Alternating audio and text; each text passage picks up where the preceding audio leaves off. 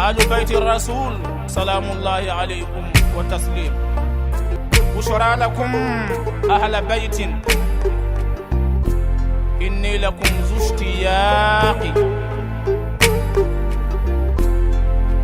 نعم الأئمة آل البيت والإسام أسباب طه بنو زهرائه الفاطم. مولاي صل وسلم دائما أبدا على حبيبك خير الخلق كلهم. بسم الله وبه نستعين والصلاة والسلام على الذي قيل في حقه إنك ميت وإنهم ميتون وعلى آل بيته الطيبين الطاهرين ومن والاهم بإحسان إلى يوم الدين. أما المشرف لا تفي لا جبا وموفون إسلامي كفولين. السلام عليكم ورحمة الله تعالى وبركاته. أنا جمكا مندي حكم كنلا شريفوكا كنه شريفولا دوبا دوما شريفولا تفي جبرانيكا. أني أنكر مغني يوصل نوي الشيخ أبو جعفر محمد جباتي. أنا بنادو شريفوكا دوكنو كنا فوني مي كبرام مي لحلا مي أنا بنجيك بروك أوكا غيانا عندو أنا بروكنو أما أنكر مغو بسم الله كفاية. السلام عليكم ورحمة الله تعالى وبركاته. وعليكم السلام ورحمة الله تعالى وبركاته. شيخ أبو جعفر أنت سجى يفولني ولين من دوليلا كنا ينسجل الله أنا غويلو جابلا واتي بلا جنينا. شيخ أنا عمبرا محرم كلولا محرم كلو كيرا سمو يتورمون سرعة كنلا دادو نقولو كمان أقولو نيفو كنا يانا أمودي كنو يا حسين عليه السلام وي كشهيد شوالي كرا كبين أما كرا هري صلى الله عليه وآله وسلم أني أمودين كبير نوي الحسن عليه السلام ولو بلا جنين فنك السوما إلى ملو كرا أو التاريخ من جانيونا نا كم يبلا يرلا على كرا صلى الله عليه وآله وسلم أكفاتو لكرا واتي جمعنا. بسم الله الرحمن الرحيم. الحمد لله رب العالمين وصلى الله على سيدنا ونبينا محمد وعلى آله الطيبين وصحبه المنتجبين. نعم. وعلى جميع الأنبياء والمرسلين وعباد الله الصالحين. أنا دوبي أن لم يلبا أنا في لبا بلا جلي. نعم. كدوني نوفه. نالله سبحانه وتعالى كجين. أمين أمين فعلا كنويا على كامنه. آمين. الحمد لله أبو زهرة كرا محمد صلى الله عليه وآله وسلم. نعم. أكسوما الملي. أكرا كبنواتي مما. أكسومه ولوك على كليلا. sabu ala kira ka ko chama sallallahu alaihi wa alihi wasallam. Naam. Akera don mina John iba fongo nyogo ya beke ola bon fongo nyogo ya kake dona oti bashi sabu alni mauma ben laylatul qadr dona oti laylatul qadr boya boala kosobe. Naam. ala kira sallallahu alaihi wa alihi wasallam ka sudungo o mi lakale. Naam. ودي كافو صفر أمفل كلومينا محرم منا بوي نو إسلاميا سان كلو فلانا أو كلي مغا أني شيكي تنندو يا دوريفه على كرا صلى الله عليه وآله وسلم. نعم. أكسوما إلى ملكرا كبه أوما أهل البيت ولوبه أوريكا كوسبه. نالله سبحانه وتعالى كجي. نعم. نعم. أكلا موتي سكونو كودو كتم دودين يركا نولو يافو ame soni sigi wulu tareka fatuli re ebsa wala nda dumendi ama fatuli re kona fatuli re kera chugo nyona ala kira Muhammad sallallahu alayhi wa alihi wa sallam Abu Zahra. Naam. Quranela Allah subhanahu wa ta'ala ay islamu labe ka ajrula ka fo kiratina tui Qur'an aya chamana وما جعلنا لبشر من قبلك الخلد أفإن مت فهم الخالدون. فرقلو ما فين شي كاكو إني أموتوي يلا نه إتارا يعني ولو بتويه وما محمد إلا رسول قد خلت من قبله رسول. نعم. آية وكتشا مي الله سبحانه وتعالى باجرا كافو يعني أدم ديندو كرامون تمنا ولو تارا جومي كرا محمد صلى الله عليه وآله وسلم ألفنا تو أمبولو كودي. نعم. وكما على كرا صلى الله عليه وآله وسلم. نعم. التي مغان سين الله سبحانه وتعالى على صمي كافواي أبنا سوما إلما o fɔlen a ye sallallahu alaihi wa alihi wasallam a fana kan ka labɛn minnu kɛ a y'u bɛɛ lajɛlen kɛ yɔrɔ kabini Ghadir Khoum don ni kira sallallahu alaihi wa alihi wasallam a ye i sara mɔgɔw la k'a fɔ ale tɛna san wɛrɛ balo yushiku an ud'a fa ujib a ko a tɛ mɛn ala bɛna n wele n b'a ka wele jaabi dɛ nka n bɛ taa n bɛ fɛn fila to n kɔ kuranɛ ni n bɔnnaw ni n ka sɔrɔ k'a yira k'a yɛrɛ décharger k'a fɔ fɛn o fɛn n'o tun bɛ ne kun n y'a bɛɛ da ale kun man kuntu mawlahu fa aliyun mawlahu ni bɛɛ y'a kɛra ali ye o kɔfɛ u taara o kɛra zulhijja muharram safar nana don kabini safar nana don alakira sallallahu alaihi wa alihi wasallam a ye ɲɛbila baara dɔw kɛ Zaid min lamɔna alakira bolo sallallahu alaihi wa alihi wasallam fo kira kun ye a yɛrɛ kanimɛmuso furu a ma n'o ye Zainab bintu Jahshi ye o kɔfɛ ni Zaid y'a bila ni kira ye Zainab furu o Zaid n k'a fɔ alakira sallallahu alaihi wa alihi wasallam a kɛlen k'a ci ka taa kɛlɛ dɔ la ni a somayɛlɛmana a kɛra shahidu suyo la ka fara Abdullah ibn Rawaha ani Ali kɔrɔkɛ Ja'far Tayyar n'o kɛra Mu'ta kɛlɛ la alakira sallallahu alaihi wa sallam a ye a den Usama ibn Zaid a ye kɛlɛ ɲɛmɔgɔya d'o ma k'a fɔ ko bɛɛ ka tugu a kɔ ka taa yani sahaba bɛɛ o y'a sɔrɔ kira ka bana daminɛna mais Ali tun bɛ kira kɛrɛfɛ bana ladon na a bɛ komi banabagatɔ kɔrɔsigi kuma min ni Zaid a tun bɛ Usama ibn Zaid tun bɛ san 18 de la bon dɔw ma se k'o faamu ko denmisɛnnin don alakira yira k'a fɔ hali a fa n kun y'o fana kɛ ɲɛmaa ye a ma bɛn dɔw ma donc kira balolen sallallahu alaihi wa alihi wa sallam a ka décision caman mɔgɔ dɔw kun tɛ sɔn a ma yani ijtihad dɔw kun bɛ ijtihadu kɛ alakira ka décision ta parce que mɔgɔ kun ye kulo fila ye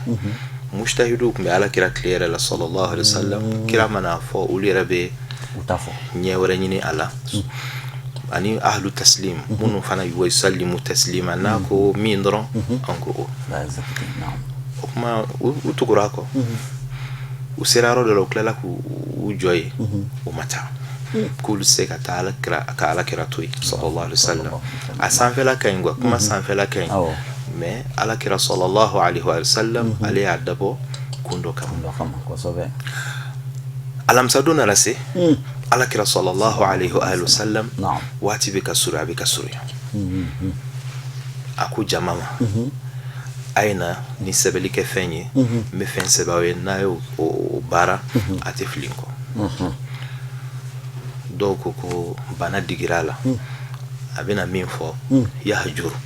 inna lillahi wa inna ilayhi raji'un ko kuranɛ b'a wasa kɛ déjà fɛn bɛɛ bɛ kuranɛ kɔnɔ mal asaf olu tigilamɔgɔw tilala ka ɲininka ko caman na kuranɛ la u ma se k'a dɔn fo dɔnnibaga dɔw bɛ babu dɔ sigi k'a fɔ babu nin ye babu ye dɔnni minnu ɲɛtunna karisa la komi anw tɛ tɔgɔ fɔ n'i bɛ fɛ ka ɲɛfɔli kɛ cogo o cogo mɔgɔ dɔw b'a bila ka taa yɔrɔ wɛrɛ komi ala k'an bɛ sa la u ma sɔn ka ala kira ka a ka conseil wasiya a ka ordre ma exécuté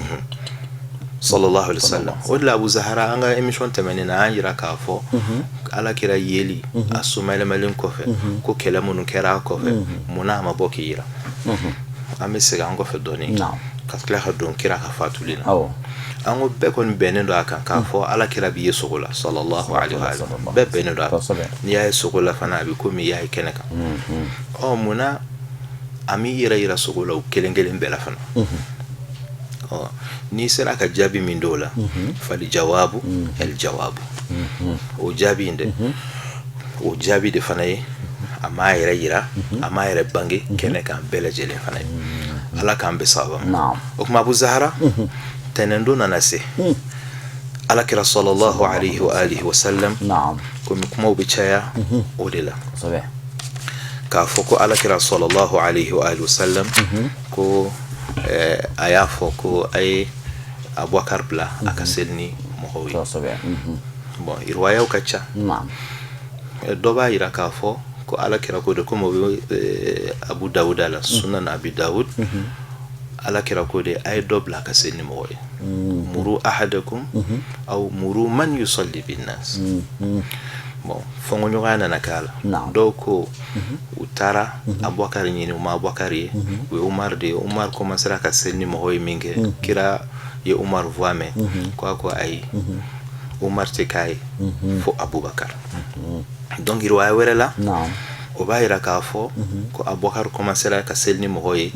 alakira sallallahu alayhi wa alihi wa sallam abora akele no ki sinsi Sayyidina al-Abbas denga kelenga bon Bukhari be a fomi ala kale o ti son Ali to ko warajulun ko chedo ani chewere mais Ali de do beba do mindu donc kira yi sinsi ulude kan ka do misiri kona do na minke ko Abubakar ko toromabo ala kira yi sigi ko Abubakar ka surun kira la mo to kumbe ka Abubakar de laje ka seli Abubakar fana bika kira laje kira sigile o be babu mina Bukhari la bana bakato wal masigile o ka seli ni mo jole mo munu be ko nyayin ko sebe o luko hadizai ittirabu bala yani ama jojo senkelenga sabla selwati jumendo o ma fole no yonko la ani jonko almami ni kira de kunyeni blala muna kira klala habotu guni sallallahu alaihi wasallam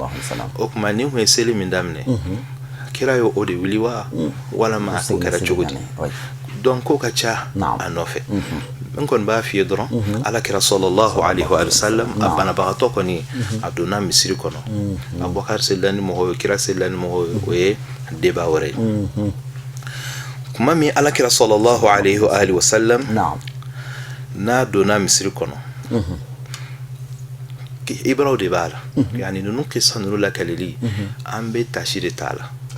wa zakiruhum bi ayamillah yani maw hakka nga hakli la jigi kira fatu do muni munde kera anga nga walanda jumentala inna fi dhalika la ayatin li kulli sabarin shakur sabla kira yarako al imanu nisfun sabrun wa nisfun shukrun liman yara bebe nyon soro evenement yara de maw hakli jigi ni dal kulli man ya niyake woroi ferefla fere kele o sabali feren kele o barkadai donc o bebe soro ko koro la kale lidila ibi sabali ani be ala barkada soro ala malakira fatu do sallallahu alaihi wa alihi wasallam shi'a wa an ahlul bayt o ba kenasigi jin robbe kama hakli jigi ala kira tarata chugomina ani kira sallallahu alaihi wa alihi wasallam ama kanun katalahara kasoro mo ka hakebala Allahu akbar وكما ابن عباس بالكلي لما مرض رسول الله صلى الله عليه وآله كربنا نه أننا كإيجو مهو نيكوركم بك مال سوريا وقتي جويا كوس صلى الله عليه وآله وسلم أيه كما تشامن فو مهوي أكو معاشر أصحابي أكو نجنيهم أي نبي كنت لكم أو أي نبي كنت فيكم نكون النبي ما جمع أو تلا يعني كراب كايرا كافون ني نبي ما يا أكانك كه ني كشوكو شوكوي نيو بكده ني مجيء ألم أجاهد بين أظهركم يلا نير ما بو كتاكلك أو تلا ما توسو كوبلا كتالا نيرف مكلك نك ألم تكسر رباعيتي يلا نني مكري أو قصوى ألم يعفر جبيني يلا نتما نركو بغريلا أو قصوى ألم تسل الدماء على حر وجهي يلا نتما برين كجوليك كنيدا بفاوى حتى كان فتلحيتي فجوليك لا كان بونشي بلا جلين نركو ألم أكابد شدة والجهد مع جهال قومي ne ka manton nalomo ko donbalu yalo man toro ko sebe atale taifa o ma bon fo ka aka sabara bela jele nyoro asaballa alam arbut hajar al majaa ala batni yala ma farasirin konola kongo bolwa kasorani ala wile abadia kira sallallahu alaihi wa sallam aba aide gumununke abofo sahaba ko bala ni baycin ya rasulullah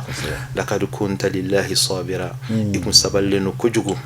wa an munkar bala illahi nahiya ikme mawbali kabu Allah subhanahu wa ta'ala akabalau femi bajigi mawkanoke fajazakallahu an afdal aljaza alaki sara an kana lila saranyumana alaki rafanako wa antum fajazakumullah alaka wirafana sara ayende meni minke herela وقف على كراكو صلى الله عليه وآله إن ربي حكم وأقسم أن لا يجوزه ظلم ظالم ندبا مساعي كلي أهتاغا كالي لبورتو دي أكو تونيو لكلا وطونيو لكلا ni isara ka soro mo ka tonyo le femi bolo ki te siratu tigenaide Allahu akbar na'am fanashatukum billah me awni ala bla akana ne ka joro la jere ka fukunye kiray akano la jere mbawni ala bla ay rajul minkum kanat lahu qibala muhammadin mazlama illa qama falyaqtas min ni ma ummaka hakabini muhammadu fe atigi ka wuli akana sira akana akita minena فالقصاص في دار الدنيا أحب إلي من القصاص في دار الآخرة كو موكو تابونا جينا وكاديني كتمه لا حركة فوا كتابونا لا حركة جله سبلا ولا بكملك ونينا كرا ونينا كو ربلا جرو ولا تو سواد بن قيس سواد بن قيس عليه توبيلي عليه دفنا على كلام جمو كمنان دونا مولودولا صحابة من كرام جمو عليه بولولا وسواد بن قيس فقال له أكو فداك أبي وأمي يا رسول الله أكون بيك مبو على كتشيبا أكو تشيبا نكون تابي فده أكو يبولين طائفة نمونا نيكم بكيتو كان يوميكا ibtoka bere minke ka nyogome ka afarishien wala sa ka se ka telia ye okorota minke ikmba fe ka ika nyame bugonai fa asaba batni kika nyame bugo bere busa ka ni konosoro ورب العالمين صلى الله عليه وآله وسلم أي شافله جاكو كنت أريتوا والميفيل على كراكو ما الله أن أكون تعمد أكون نبي تغيين على فكرة فنكان تقو كبقى مغمى كبقى نتو كده ورب لاكو بلال ما قم إلى منزل فاطمة والعباد إلى لاشون بكلان فاطمة سلام الله عليها أكو ولي كتا فاطمة فين جونا بري مرالين على فيدي كلا بولو فين وتورا جون بولو anda bina suma inshallah bilal bora abi madina bolon abi ka gansilike akum ma'ashira nas aw hada madin jama man dhal ladhi yu'ti al-qisas min nafsihi qabla yawm al-qiyamah ko jonde bina itanyo gombo muhammad la san qiyamache fa hadha محمد يؤتي القصاص من نفسه قبل يوم القيامة كوني محمد أبي في كأكا قصاصو وكبوالا يعني قيامة جودونتي تجرو سرا نعم دون أبو زهرة أما دوما تيجي مهولا ولا ما أما قصة تيجي مهولا وقتنا تشوغو يدودو نعم أنا سيقولا أم بابي ولا دون كيبا كسيتوسو إن شاء الله قصة أنا لبامينا على كرا صلى الله عليه وسلم أديم صفات مزهرة أصومنا كافو محمد مانجنة نيمبرين كوني جمعة كمالا سورنا بلال يا أيادي بلال ما بلال تراناي أديرا سوا ما كمامنا إروا دولا دوا فو وكاشا على كامب سوا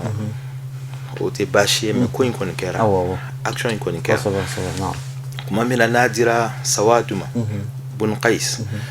أكو يا رسول الله ابن بغواتي أيا صرف فينتين نغلا الله أكبر الله أكبر أكو نكرا بسيكا فينين بو النغلا أفناكا تسرى sahabaw bɛ kule dɔrɔn e ɲɛ tɛ alakira banabagatɔ la n'i bɛ bugɔli kɛ karisa bugɔ bɛɛ b'a fɔ ko bɛɛ bɛ na n'a ye ko a kɛnɛ la a ko ayi aw si ma kɛnɛ la alakira ko a y'a to ne min y'a kɛ a bɛ bɔ ne de la nin bɛɛ walanda de ye o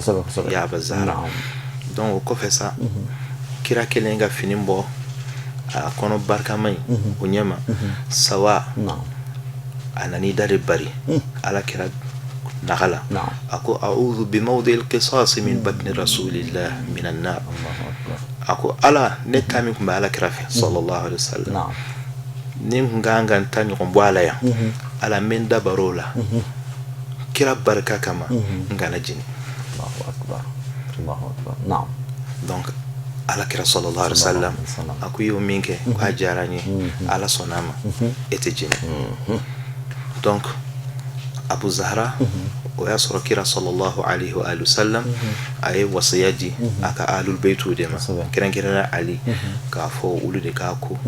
u k'a kasange yani ko caman kɛr'o la mais juguma ye min ye Abu Zahra i b'a ye haditha dɔw la indal jumhur silamɛya majorité fɛ fini kura min kun donna alakira la sallallahu alaihi wa sallam kasange a ti ɲɛ fɔ a ka fɔ de donc u y'o bɔ a la ko ɲɛnɛma de ni kasange kura ka kan ko su ni kasange kura man kan u ye kira mafɛgɛya sallallahu alaihi wa alihi wa sallam anw tɛ tɔgɔ fɔ kɛ dɛ mais u k'a lajɛ u ka haditha kitabuw la jɔnni de ye kasange kura in bɔ min ka kɔrɔlen don sallallahu alaihi wa alihi wa sallam donc alakira salawatullahi alaihi wa alihi a ka ahlul baytu alaihim salam u ye koli kɛ ni ka kasangeli kɛ o kɔfɛ seliw kɛra kira kan sallallahu alaihi wa alihi wasallam sabula kira su dalen mɛnna jama dɔ bɛ don dɔ bɛ bɔ dɔ bɛ don dɔ bɛ bɔ bon o temps de kɔnɔna la dɔw taara meeting ni campagne kɛ Saqifa Bani Saïda la ka ɲɛmɔgɔ sigi k'a sɔrɔ ahlul baytu olu ta a kalan kira suma don donc Abu Zahra anw bɛ nin ko ninnu minnu lakale baga bɛ k'an ma o de la ko an bɛ nɛnini kɛ ka sɔrɔ ɲɛfɔli de don an bɛ Hasan fana ka shahidu suyali an b'o fana kɛ ka fara nin kan ala k'an bɛ sababu Ustaz waati n'a cogoya kama Hasan yɛrɛ fana ta kɛra waati jumɛn na ani o fana ka fatuli shahidu suyali kɛra cogo di ani a yɛrɛ kaburu bɛ yɔrɔ jumɛn alhamdulillah Sayyidina al-Hasan alayhi salam ale comme an y'a ka ɲɛnamaya bɛɛ fɔ karimu ahlul bayt ahlul baytu la fɔnisere bɛɛ tun b'a fɛ ka buraya ɲini ni alakira sallallahu alaihi wa alihi wasallam donc Hasan a bɛ o baaraw de kɛ hali juguya bɛ maa minnu na ko muso furuw fɛ yen mun kɔsɔn dɔ bɛ se ka bɔ a la i n'a fɔ alakira sallallahu alaihi wasallam o y'a mɔkɛ o y'a Abu Sufyana den furu k'a sɔrɔ a jugufin don wagati dɔ la a ma silamɛya da kɛnɛ kan yahudiyaw ka ɲɛmɔgɔba fana Sɔfiya fa o fagalen alakira ye denmuso in furu sallallahu alaihi wa sallam o kuma Hasan alayhi salam a muso Jaada bintu Muhammad bun Ash'as bun Qais o tun bɛ Ali fana nɔfɛ i n'a fɔ Abdullahi bun Ubay bun Salul fana tun bɛ alakira nɔfɛ cogo donc ale denmuso faama de ye wari d'a ma a ka pɔsɔn di Hasan ma n'o kɛra a bɛ tila k'a furu a yɛrɛ den ma ka ko caman labila ye wari kɔsɔn a ye alakira mɔden janfa a sun tigɛtɔ donc Abu Zahra tuma min na ni pɔsɔn in sera Hasan na o kɛra sɔfari kalo don labanw de la o de la an b'a ani alakira ta fila bɛɛ fara ɲɔgɔn kan ka commémorer ɲɔgɔn fɛ a dɔgɔnin nana Sayyidina al-Husayn alayhi salam a y'a ye k'a fɔ farikolo in bɔ a donna la fo k'a kɛ binkɛnɛ ye fo k'a k'i b'a fɔ a bɛ fini a y'a ɲininka a ko n sun tigɛtɔ de nin ko in kɛra nka min y'a kɛ u kana foyi k'a la a ka jate u bɛ Ala subhanahu wa ta'ala bolo o la u fila ye alakira ka baro dɔ lakale sallallahu alaihi wa sallam kira kelen ka aljinɛ zura n'a ye k'a fɔ aljina bingenama o ye hasan ta ye bileman o ye huseini ta ye a ye jibril ɲininka jibril ko pɔsɔn de bɛna kɛ ka hasan sata ye f'a fari bɛ kɛ ni cogo ye husein fana fan bɛɛ de bɛ kɛ joli ye a bɛ faga cogo min donc hasan ni husein u y'u bari ɲɔgɔn na ka kuma caman fɔ ɲɔgɔn ye mais hasan ko huseini ma la yawma ka yawmika ya aba abdillah e ka don n'anw sɔrɔti ka don tɛ kelen e tacogo o ka jugu n'anw ta ye hasan ka sɔrɔ k'a fɔ a ye ni somayɛlɛma la yana ka taa n da mɔmuso kɛrɛfɛ a bɛ taa ni n ye mɔkɛ kaburu la ka ziyara kɛ tashdidul ahad ni n ka sɔrɔ ka taa n da mɔmuso kɛrɛfɛ bon o y'a sɔrɔ dɔw kɔngɔmanen don olu hakili la k'a fɔ ko hasan bɛna taa da alakira kɛrɛfɛ donc a kɛra fitina fana ye fo kalakisɛw kɛra ka hasan su yɛrɛ bon mais Hussein y'a yira k'a fɔ kangari daru ye u ka sabali u kana kɛ dugu in hakɛ tiɲɛbagaw ala ka an bɛɛ sababa ma donc hasan ale dalen don bakiya madina kaburudon b'a la o bakiya kaburudon na n'an taara an bɛ ahlubeitu ninnu ziyara yɔrɔ min a bɛ yen nɔ ala k'an bɛɛ sababa inshallah Cheikhana Amadu ni kumakan ninnu fɔlen mɔgɔw dusukun ɲigina hinɛw jiginna hinɛ dun mana jigin ala ka duwawu bɛ jaabi an b'a ɲini fɛ nin kɛnɛ in sigili yɛrɛ kama i ka duwawu kɛ an n'an filɛbagaw bɛɛ lajɛlen ni waati in na ya an ka baro kun cɛw kan alhamdulillah an b'a ala deli subhanahu wa ta'ala kira n'a somɔgɔw kama ala ka sababu ɲuman kɛ an ye ala ka a to an k'u dɔn ala subhanahu wa ta'ala a ka an da u ka kumakanw na k'an tugu u ka kumakanw kɔ mɔgɔ caman b'a fɔ ko anw ta ye yɛrɛ ye ko tɛ ko kanu bɛ dusukun de la masha Allah ni e muso n'a y'i kanu to a dusukun dɔrɔn na a ma geste kɛ yala a bɛ diya i ye a tɛ ɲɛ dɛ fo i ka effort dɔ de kɛ i bɛ baara dɔ de kɛ donc anw bɛ nin baara minnu kɛ k'u ka kow lakale ani ka t'u sɛgɛrɛ nin de ye kanu ye ala ka a sabati an na kanu min ni baara bɛ taa ɲɔgɔn fɛ ala ko o don an kɔrɔ allahumma salli ala muhammad wa alihi wa sallim inna lillahi wa inna ilayhi raji'un an bɛ segin ka an karamɔgɔ fɔ Abu Jafar Muhamad Jabate ka waleɲuman dɔn ni kumakan nafama ninnu fa'idama ninnu dili an ma an bɛ Alahu taala deli ala ka a faamu cogo ɲuman di an bɛɛ lajɛlen ma an bɛ dugawu fana kɛ an bɛna don mawludu minnu fana kɔnɔna la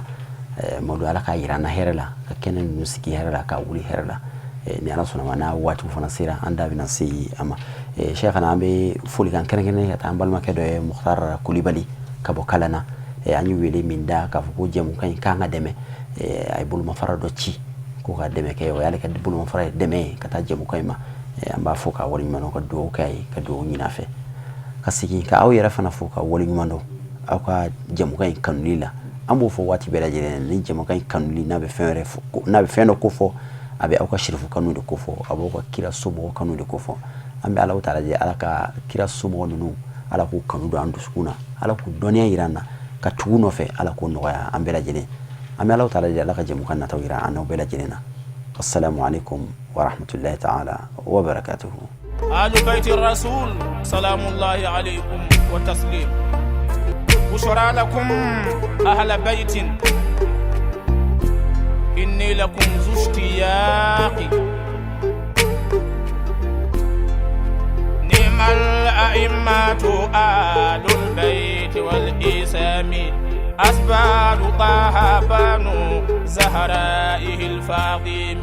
مولاي صل وسلم دائما أبدا على حبيبك خير الخلق كلهم